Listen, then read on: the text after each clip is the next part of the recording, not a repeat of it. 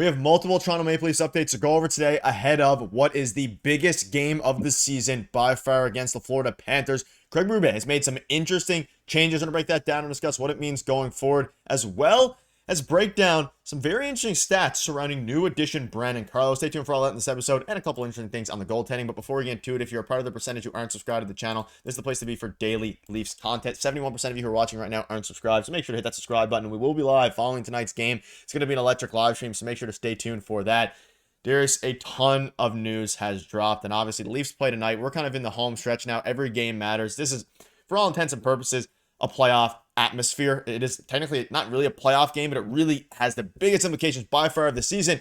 And we have some updates surrounding both the Leafs lines and also what their plans are surrounding the goaltending situation for tonight. So you can see this here. A very well-attended morning skate is set to begin for the Leafs here as they host the Panthers. Stolarz is in the home net and is the projected starter. And then Craig Berube came out and confirmed that they are going with Anthony Stolarz against his former team. And we'll get into the goalie situation a little bit. We'll also have a full video on it coming for you guys soon. But it seems that the goalie situation for the Leafs, it's going to be a very interesting one. Let's dive into the lines a little bit here because Anthony Stolarz is confirmed to start. Craig Berube came out and said that, and the lines look very similar to the ones over the past few games here. But the big storyline, again, is the goaltending. But we have Nyes, Matthews, Marner, McMahon, Tavares, Nylander, Lawton, Domi, Järnkrok, Holmberg, Kampf, Lorentz. So it's interesting. They're running with Calle Järnkrok on the third line. He hasn't been necessarily good, but he also hasn't been bad by any means. And this is an interesting lineup. I was wondering if Robo was going to get back in there against the Panthers. Obviously, a fairly physical team.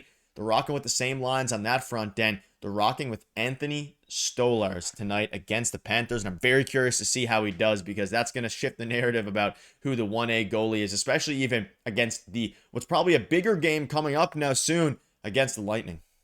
Yeah, this is a big test for a lot of guys, I think, tonight because the lineup hasn't changed much. So I think that we're getting closer and closer to solidifying what the lineup's going to look like heading into the playoffs, minus Max Pacioretty, like we talked about yesterday. So we'll see what happens with that. But big test tonight for Anthony Stolarz, right? Like the last couple of games, especially against the LA Kings, he played very well. So I want to see how he plays again in this one.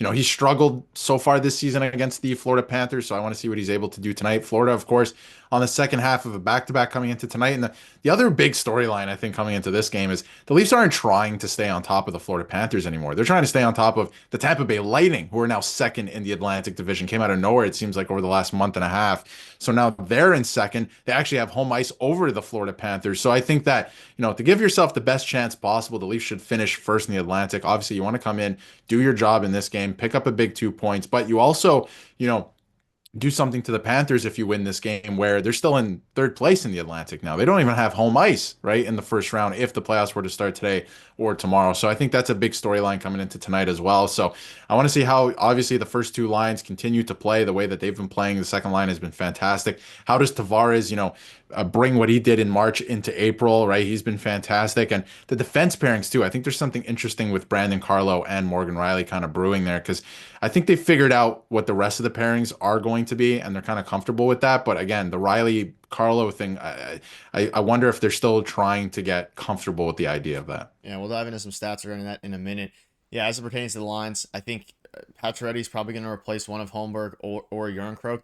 I would probably venture to assume that Järnkrok's going to be on the fourth line in the playoffs with Calle, Lorentz probably in the left wing, Kampf, and then Järnkrok in the right wing. And then, of course, in the third line, you add Patches in there. And that lineup looks really good. Lawton, Domi, and Patches, assuming that he's 80% of what we saw at the start of this season when he was really performing well. That could be an elite lineup. But I don't think Berube wants to change things up too much. I think it's just destiny at this point that Nick Robertson is going to be healthy scratched there. And a few other things to go over and a bunch of different things. We'll go back to the lines in a minute. But Jake McCabe and a bunch of different players spoke out on potentially clinching a playoff spot tonight. So with a win or a loss in an overtime or shootout, the Leafs clinch a playoff spot. It's something that we expect around here. Having an X next door spot in the standings is always a good feeling. I'm kind of the assumption at this point that I don't really care if they clinch a playoff spot. Like, obviously it's good, but the biggest focus right now has to be on the Atlantic Division. And you mentioned an interesting point with the Tampa Bay Lightning. That's the bigger worry, I think, for the Leafs is the Tampa Bay Lightning. Obviously, tonight's game is going to be huge, but if the Lightning end up leapfrogging either of the Leafs or the Panthers, that means it's going to be Leafs and Panthers round one, which is something that I don't think many Leafs fans want. That there has been a bit of a change in sentiment for some Leafs fans about the Panthers lately. They have not been playing good hockey. They choked yesterday's game with 10 seconds left. Back-to-back Nick Suzuki goals, one the end of the third, and then, of course, one in overtime. Yes, of course, Matthew Tkachuk is going to be returning, and Aaron Ekblad for game 3, I believe it is, or 4. the Panthers don't look great either right now, as much as we've been talking how scary they are. And regarding the blue line pairings, Carlo's been playing fantastic. His advanced analytics are very good. Morgan Rielly also has been quietly slightly better over the past few games, both offensively, but just being calm. And I think for the first time in a while here, Craig Berube has found a blue line pairing that works fairly well. All three pairs. Obviously, McCabe, Tanev, Benoit, OEL. Hopefully, Benoit can continue that. But yeah, you mentioned it. It's very interesting. And Brandon Carlo even spoke out, which we'll dive into in a minute here. But clinching a playoff spot, sure. You love to see it. Hopefully, it happens. But at the end of the day, I mean, it will happen, and that's what you come to expect as a Leafs fan. And it's the playoff success that we're all waiting for. Yeah, I mean the Leafs at this point, they've made the playoffs what 8 or 9 years in a row. Like we know that they're making the playoffs this year. Clinching is nice, getting the X beside your name in the standings, like that's all fine, but they're making the playoffs. We knew that. The biggest challenge right now is to stay on top of the Atlantic Division. You need to finish first in the Atlantic, and we've talked about it ad nauseum. It's for home ice advantage, so you don't play certain teams in the first round, all of that, and you do control your own destiny. You play Florida tonight, pick up a win there. You still play Tampa Bay as well. You can take 2 points away from them as well. Those are big swings. That's a massive swing in the next couple of weeks. So, you still very much control your own destiny here against those teams. And the Leafs always play, for whatever reason, better against teams that are, better. For I don't know what it is. Since this era started, they lose to teams like Nashville, they lose to teams like Columbus, what have you, but for some reason they do come up and they do show up in games like this sometimes. So I hope that they do tonight. It's a big game. Like you mentioned, Florida hasn't been playing great. And in terms of the defense pairings, I do feel like for the first time, Riley still hasn't been that great. He's been slightly better. He's getting a little bit better. But for the first time since Luke Shen a couple of years ago, they finally found a partner that kind of neutralizes him a little bit, right? And he has been struggling so far this year. But with Carlo, I've noticed a little bit of a difference. Like it's not as egregious. So we'll see how that translates because, clean slate in the playoffs once they start in a couple weeks. Yeah, and obviously, Carlo's been very good in his own right. He's had like maybe one bad game according to the advanced analytics, and doesn't really even matter. And he spoke out on building continuity and a strong partnership with Morgan Rielly. I love playing with guys like Mo. His capability of moving the puck makes me feel really comfortable in the defensive zone, getting it over to him, knowing we'll be able to make some good plays coming out of the D zone. He's been doing a great job communicating with me defensively, rush reads, all these different things. And see this here continue. You can hear him for sure. He's been loud. When you're assertive like that, it's something that I've learned a lot throughout my time in the NHL is that communication is huge. And obviously, we've all been crapping on Morgan Rielly, myself included. He's been really bad. However, there is something to be said here about specifically Brandon Carlo. Like, Brandon Carlo could be elevated by the way that Morgan Rielly plays. Obviously, Brandon Carlo is not great at moving the puck. That's not his forte whatsoever. He's a great defensive, responsible defenseman. For Morgan Rielly, maybe and clearly according to Brandon Carlo, it feels like Morgan Rielly is elevating his game a little bit by being able to make those passes. And obviously, Rielly's been bad.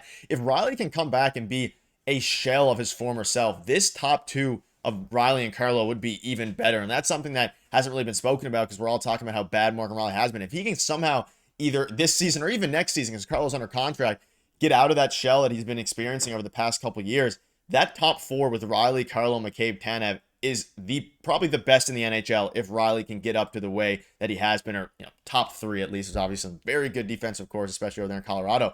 But Morgan Rielly's been elevating Brandon Carlo according to Carlo himself. So I think you're right. They finally found a partner. It looked a little bit rough for the first couple of games. It's really started to look good. But tonight's going to be the big test for them because you're going up against a very good team with Brad Marchand now back. So they're only missing, obviously, Aaron Ekblad and Matthew Tkachuk there. So it's going to be interesting. And if the Leafs win, it's a huge step in the right direction. You don't necessarily have the Atlantic locked up, though, if you win, like some people are saying, because, again, you still have to beat the Lightning.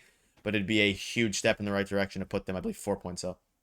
Yeah, and if you don't win this game, I mean, now you're in a tough position. Yes, you're still on top, right? Well, you wouldn't be, but you're still right there, right? And obviously, you'd be leapfrog tonight, but you need to win this game. Just going with the mindset of we need to win this game. It's a big game. Let's stay on top, right? This is a team that is the measuring stick as well, right? In the Eastern Conference, and they're expected to win the Stanley Cup again. So you have to come in with a good performance. But everything you said there too, like it all makes sense, right? Like I think they found a guy here that kind of can support Morgan Rielly. He hasn't had any, continuity at all since he's been here and, a partner that he can call his own ever. Every single year there's turnover and every single year he's paired with a guy that isn't that good because he's going to play with Morgan Rielly because Morgan Rielly is going to make him bigger and that's not the case anymore, right?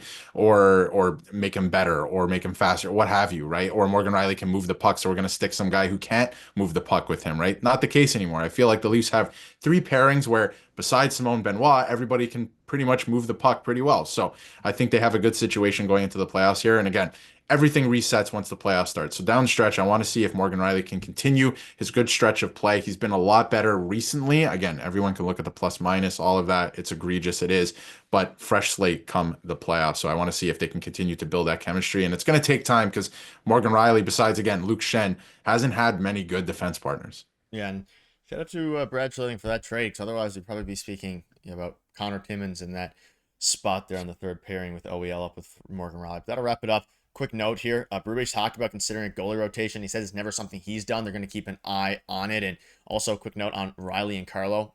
Very, very good, advanced analytics there, XG percentage. So it's going to be interesting. Hopefully, the Leafs can take care of business tonight. We'll be live following the game. It's going to be a bit of a nerve-wracking game because this game tells a lot, and hopefully Anthony Solars can step up as well. But that'll wrap it up. Thank you guys for watching.